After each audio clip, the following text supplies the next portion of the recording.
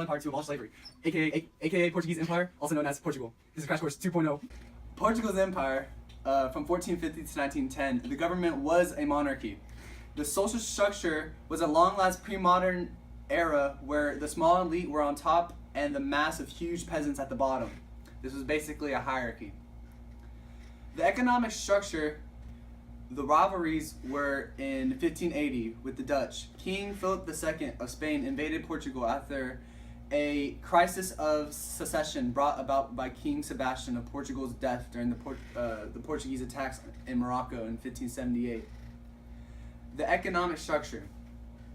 They imported gold and silver, which affected European economy. Spain and Portugal's economy had to pay for taxes. During 1580 through 1640, they became partners with Spain in a personal union of the two country crowns.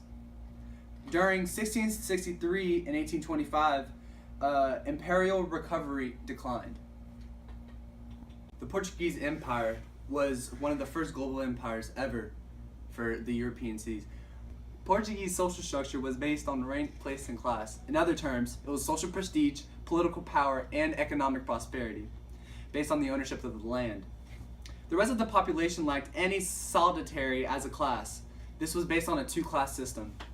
Mr. Green, since Portugal was such a powerful state, how did it affect other colonies? That's a dumbass.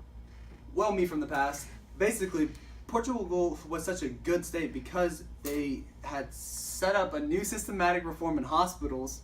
They were involved in global trade, the Columbian Exchange, and they spreaded the religion of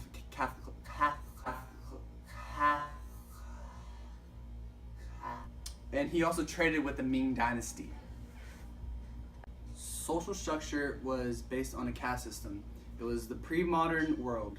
So the social class was based on rank, place, and class. Mr. Green, what motivated them to expand?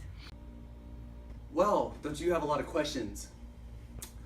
Anyways, what motivated them to expand was the partnership with Spain in 1580 through 1640, which was a personal union of the two personal.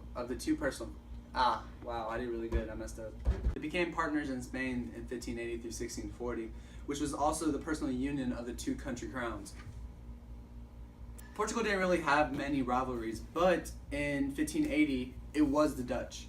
King Philip II of Spain invaded Portugal after a crisis of succession brought them about King Sebastian's of Portugal.